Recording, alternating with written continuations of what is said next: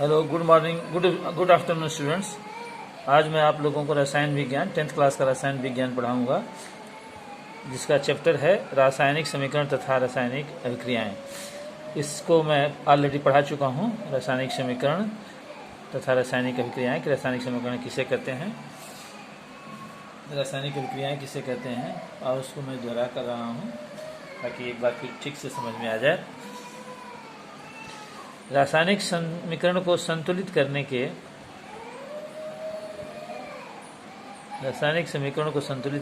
नियम।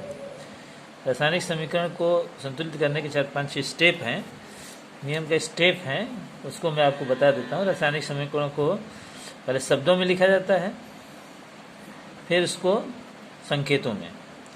जैसे शब्द समीकरण इसको कहते हैं कि जिंक मैंने शब्द में लिखा है, प्लस सल्फ्यूरिक अम्ल, जिंक सल्फेट, हाइड्रोजन। ये तीर के निशान से उत्पाद की तरफ इंगित करते हैं। जिंक,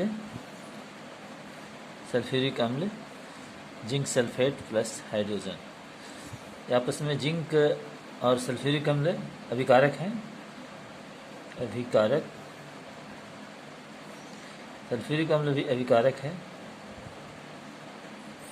ये दोनों अभिक्रिया करके उत्पाद बनाते हैं। जिंक सल्फेट उत्पाद है और हाइड्रोजन भी उत्पाद है, रासायनिक समीकरण लिखने के लिए क्या करेंगे? जिंक का संकेत है Zn और सल्फ्यूरिक अम्ल का संकेत है H2SO4। जिंक सल्फेट जिंक जो है जिंक सल्फेट से अभिक्रिया करके, हाइड्रोजन सल्फेट से अभिक्रिया करके, सल्फ्यूरिक अम्ल से अभिक्रिया करके जिंक सल्फेट बनाता है। जिंक सल्फेट, इसको जिंक सल्फेट कहते हैं। Zinc sulphate plus H2, hydrogen gas मुक्त होती है।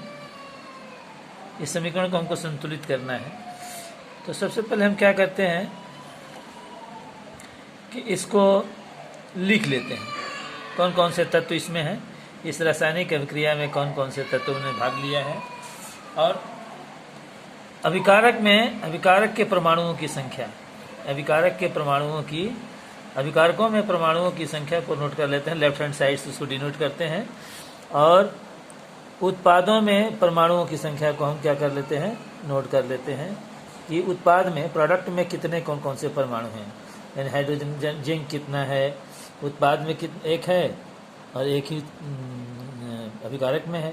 हाइड्रोजन कितना है? 2 है, इसमें भी 2 है। सल्फर इसमें 1 है, इसमें भी 1 है। ऑक्सीजन इसमें 4 है, इसमें भी 4 है। यानी अभिकारकों की संख्या उत्पादों की संख्या के बराबर है। जितने अभिकारकों में परमाणु ने भाग लिया है उतने ही उत्पादों में भाग लिया है। इस तरह से ये समीकरण क्या है? इस तरह का जो समीकरण यदि हो तो दोनों परमाणुओं की संख्या, दोनों तरफ के, लेफ्ट हैंड साइड का भी और राइट हैंड साइड के परमाणुओं की संख्या बराबर है, द्रव्य की अविनाशिता के नियम को संतुष्ट करता है। इसलिए समीकरण क्या है? संतुलित है। इस प्रकार के समीकरण को हम संतुलित समीकरण कहते हैं।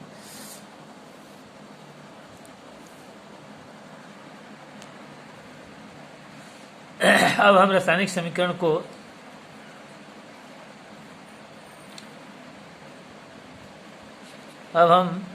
निम्न रासायनिक समीकरण को संतुलित करने का प्रयास करते हैं। जैसे Fe plus H2O, Fe3O4 plus H2। इस समीकरण को हमको संतुलित करना है।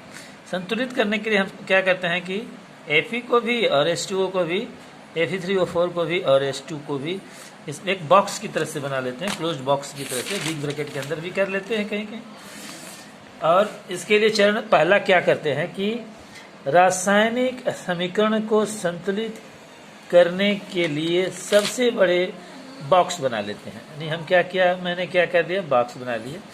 Fe plus H2O plus Fe3O4 plus H2O, Fe plus H2O, Fe3O4 plus H2। Box बना लिया हमने, इसको भी बॉक्स बना लिया, इसको भी बॉक्स बना लिया, Fe3 को भी बॉक्स बना लिया और H2 को भी बॉक्स बना लिया। चरण 2 है असंतुलित समीकरण के परमाणु, ये असंतुलित समीकरण है। कैसा समीकरण है? असंतुलित समीकरण है, संतुलित समीकरण है। असंतुलित समीकरण के परमाणुओं की सूची बना लीजिए। मतलब हमने सूची बना लिया, तत्व लिख लिया, Fe हाइड्रोजन ऑक्सीजन, अभिकारकों में हाइड्रोजन आयरन 1 है, हाइड्रोजन 2 है, ऑक्सीजन 1 है। उत्पाद में हाइड्रोजन Fe 3 है, हाइड्रोजन 2 है और उत्पाद में ऑक्सीजन 4 है। सुविधा के लिए सबसे अधिक परमाणु वाले यौगिक को पहले संतुलित करते हैं। जिसकी संख्या सबसे ज़्यादा हो उसको हम क्या करते हैं? सबसे पहले संतुलित करते हैं, चाहे वो अभिकारक हो या उत्पाद। कोई ज़रूरी नहीं है कि वो अभिकारक ही हो, उत्पाद हो या अभिकारक हो। सबसे इनको हम क्या करते हैं कि सबसे जो बड़ा यौगिक है, परमाणु वाले यौगिक को पहले संतुलित करते, चाहे वो अभिकारक हो या उत्पाद। उस यौगिक में सबसे अधिक परमाणु वाले तत्व को चुनिए। सबसे अधिक परमाणु वाले यौगिक को क्या करते हैं? चुनिए। सबसे अधिक परमाणु वाला यौगिक कौन सा है? Fe3O4 है।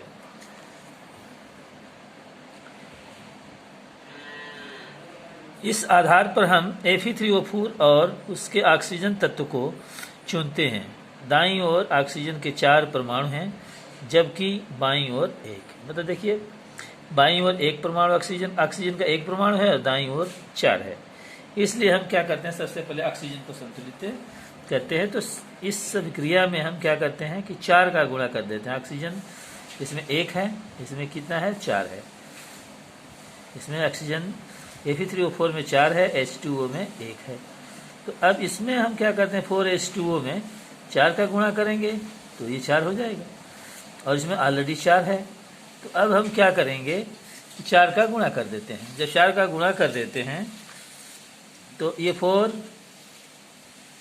1H2O और 4Fe3O4 है, 4Fe3O4 है। इसमें 4 है और इसमें 4 का गुणा कर देंगे तो दोनों बराबर हो जाएगा। ऑक्सीजन दोनों क्या हो जाएगा? बराबर हो जाएगा। यह याद रखना आवश्यक है कि परमाणुओं की संख्या को बराबर करने के लिए इस अभिक्रिया में शामिल तत्वों या यौगिकों के सूत्रों को नहीं बदला जा सकता। हम अभिक्रिया में शामिल तत्वों या यौगिकों को नहीं बदल सकते हैं। जैसे Fe plus H2O, Fe3O4 plus H2O, ये आंशिक समीकरण है, आंशिक संतुलित समीकरण है। आंशिक संतुलन समीकरण इसलिए कहते हैं कि इधर हमने 4 का गुणा करके, क्योंकि इसमें ऑक्सीजन 1 था, और 4 ऑक्सीजन को बराबर कर दिया, तो एक चीज़ इसमें बराबर हो गया, ऑक्सीजन दोनों तरफ, अभिकारक में भी बराबर हो गया और उत्पाद में भी बराबर, क्योंकि इसमें 4 था, इसमें 1 ही था। इसमें 4 का गुणा कर देने से ये आंशिक समीकरण, जिसमें ऑक्सीजन के परमाणुओं की संख्या बराबर हो गई। फिर नेक्स्ट स्टेप में हम क्या करते हैं? Fe तथा हाइड्रोजन परमाणु अभी संतुलित नहीं है, क्योंकि Fe भी संतुलित नहीं है और हाइड्रोजन भी संतुलित नहीं है, क्योंकि इधर 8 हैं, इधर ये 1 ही है, इधर 3 है, इधर क्या है? 2 ही है। तो इसमें एक तत्व को लेकर आगे बढ़ते हैं। इसमें चाहे Fe को लेकर आगे बढ़िए, चाहे हाइड्रोजन को आगे लेकर के बढ़िए। इनको आगे बढ़ने के लिए हमें क्या करना पड़ेगा? हाइड्रोजन को लेकर के आगे बढ़ते हैं। तो अब हम 4 को संतुलित करते हैं। हाइड्रोजन परमाणु को संतुलित करने के दाईं तरफ 4 का गुणा कर देते हैं। दाईं तरफ कितना है? ये इधर 8 है हाइड्रोजन, इधर कितना है? 2 ही है।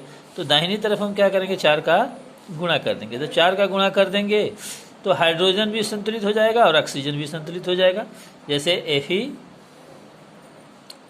Plus 4H2O, Fe3O4 plus 4H2, यानी हाइड्रोजन भी दोनों तरफ का क्या हो गया? इधर भी 8 है, इधर भी 8 हो गया। यानी ये एक आंशिक संतुलित समीकरण है, पार्शियल बैलेंस्ड इक्वेशन है। पार्शियल बैलेंस इक्वेशन इसलिए है क्योंकि इसमें हाइड्रोजन और ऑक्सीजन 2 संतुलित हो गया, लेकिन आयरन संतुलित नहीं है। ऊपर दिए समीकरण की जांच कीजिए तथा तीसरा तत्व चुन लीजिए। आप पाएंगे कि लोहा एक तत्व ऐसा है जो संतुलित करना शेष है। जैसे इसमें लोहा, इसमें Fe3O4 है, इसमें Fe3 है, इसमें 1 ही है। तो इसको हम क्या करेंगे? Fe में 1 है और Fe3O4 में 3 है, तो हम क्या करेंगे? 3 का इसमें गुणा कर देंगे। जब 3 का गुणा कर देंगे तो 3Fe plus 4H2O, Fe3O4 plus 4H2 एक संतुलित समीकरण है। क्या हो जाएगा? एक संतुलित समीकरण हो जाएगा। अब स्टेट 6 है, अंत में दोनों ओर के परमाणुओं संख्याओं का परिकलन करते हैं। अब अंत में हम देखते हैं कि दोनों तरफ जो परमाणुओं की संख्या है बराबर है कि नहीं। जैसे Fe का 3 है, हाइड्रोजन का कितना हो गया, 8 हो गया, ऑक्सीजन का 4 हो गया, इधर भी आयरन का 3 है, ऑक्सीजन का 4 है, हाइड्रोजन का 4 है, इसलिए ये लास्ट में 3Fe + 4H2 हो। टेंड्स टू या तीर का निशान लेकर के Fe3O4 + 4H2O एक संतुलित समीकरण है।